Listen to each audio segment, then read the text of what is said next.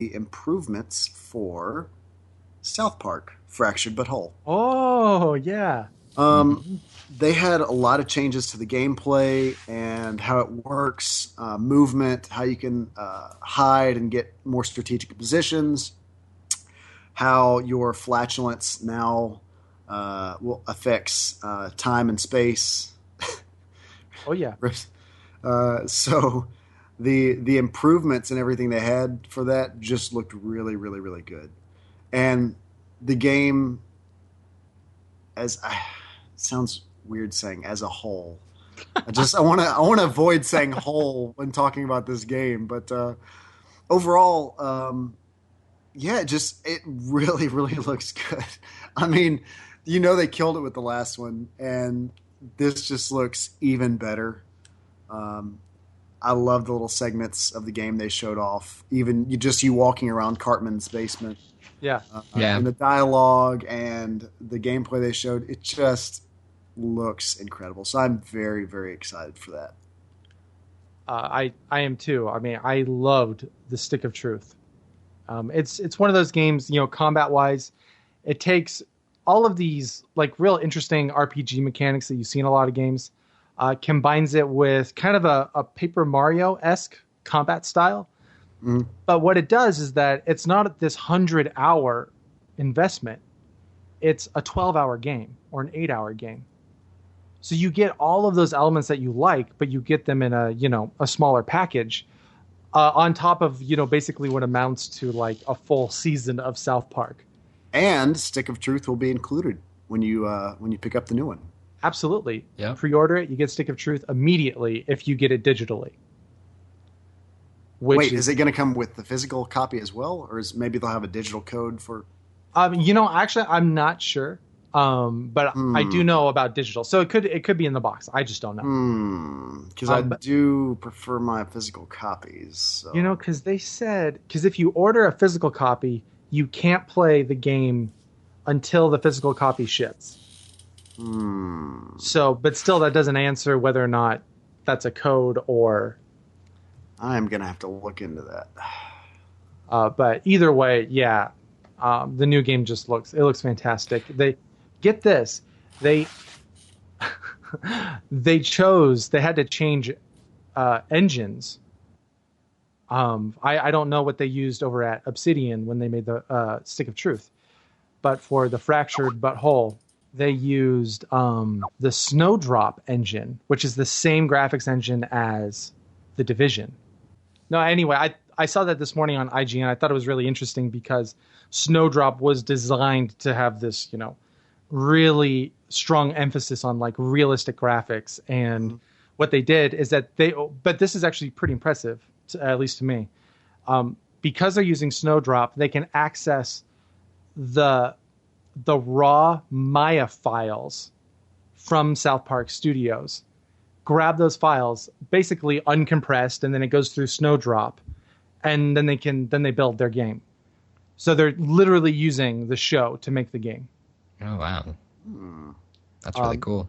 Yeah, and the guy on IGN's thing was like, "Yeah, you look around The Division, it just looks like photoreal Manhattan, and then you flip the South Park switch, and it just looks like crap."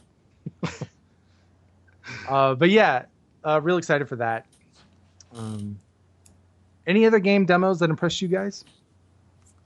There was a lot, but those two really stuck out to me the most. So, the last one I just thought of was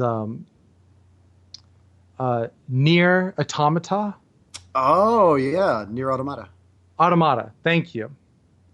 The boss fight footage that they put out, incredible. It looks so fun. It looks just crazy, and it looks great. That's probably my last contribution. There are a lot of great games. Like just thinking about like Ubisoft, like Watch Dogs, for instance. Watch Dogs 2. That also impressed me a lot. It was not on my list, but with Assassin's Creed absent from this fall. Watch Dogs, if you're kind of hankering for that type of game, Watch Dogs could be it. It looks like a significant improvement over the first one. Significant improvement indeed. Yeah, that looks like a I was blast. actually excited about it. Oh yeah, I love the trailers. I thought the gameplay looked great. Um, okay, well, you know what? I think without further ado, Wait, did y'all make indie lists? oh, I did not make an indie list. However, um, I mentioned one of the two that would have been on my list. We Happy Few, and Inside. Okay. If this was last year, I would have put Cuphead on my list. So I've got Cuphead at the top of my list because this was my first time really learning about it. And then my number 2 was We Happy Few. And then bringing up the third was Vampire or Vampire. Oh, yeah. Okay, yeah, I did, actually I wanted to see Vampire. I think they're actually saying Vampire. Okay. I always said Vampire because that, I don't know, it sounds cooler to me. That's kind of since they spelled it weird at the end. I like Vampire, so I guess maybe we'll stick with that. So yeah, I did want to check out Vampire, but I didn't get to. What I've seen, and then just the visuals, the gameplay a little bit, it looks interesting. Definitely want to find out more about that one. For mine, I know we don't want to just have like a 4-hour marathon, so I'll try to move quickly through these. That's fine. My bronze. Do you start with the runner up? Oh wait. Before. Oh, well, are you doing this for indie game? yeah, indie games. Oh, you did indie games with this as well. Okay, Yeah, okay. yeah. I'm sorry. Indies are near and dear to me. I know you little AAA. Well, I was gonna drop some words, but for you little stuck-up guys who just like your AAA games, I know it wasn't as interesting for you, but okay, yeah, all right. So we did this wrong. I would say that my bronze is Cuphead. okay. I know you've been looking forward to that one for a while. Oh, it's so good. It really is. And the only reason why it didn't place higher this year, because the devs have added like platforming and more like traditional campaign stuff. Yeah. So like last year, it seemed like it was a boss rush Right. type experience, and that's not exactly what it is. But all of it together is just this fantastic package. So that would be my bronze. My silver would be Inside from the Limbo devs. Yeah. Oh, mama. Yeah. I'm not even going to say anything about it. Find gameplay videos online, check out the trailers. But I have a feeling that it's going to be better the less you know about it. And then my gold would be We Happy Few. Like I said before, I was just very, very impressed by the Microsoft demonstration of that, and yeah, I'm really excited. I hope it's good. But that's what I got. That is a solid list, sir. Thank you. Mine is actually a little bit different. Only one of your games was on my list, and again, it's so hard to make these lists. I just want to keep repeating that because there are too many games that would be our number one games, and it's too easy to just say, well, I have a 20-way tie between all of the games. Yeah. So yeah, there's so much more than what we're saying. But that said, my runner-up was a game called Loot Rascals. Loot Rascals is this bizarre roguelike game. God, it's really, really hard to explain. It just the animation is bizarre. The story is weird. The characters are just really weird. But what they showed off of it, for how you see if I can figure out how to explain this. Actually, you know what? Here, let me read this real quick because I don't know if y'all have seen this one. It's too hard for me to explain. Okay. So the game has two main components. First, you're exploring the planet, revealing its hexagonal surface. So it's in little pieces of hexagon, and as you move, more of the world is revealed. If that makes sense. And you're fighting off strange aliens, monsters, and robots. Defeating them will win you loot chips.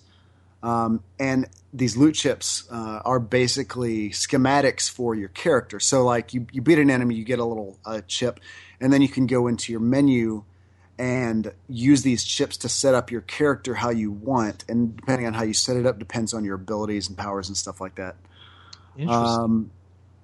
And then when you die, the monsters raid your loot and send it up into the server, and then your loot goes into other people's games where they can win it. So, like, when you defeat like a powerful monster, you're actually I could be getting the loot that you lost, right, in your game. But yeah, just you'll have to check it out. So, Loot Rascals. The art style is what got me first of all. Well, technically, Shuhei Yoshida tweeted out about it. It's like, all right, what's that? I'm going to go check it out. Yeah. But yeah, the art style is so funny.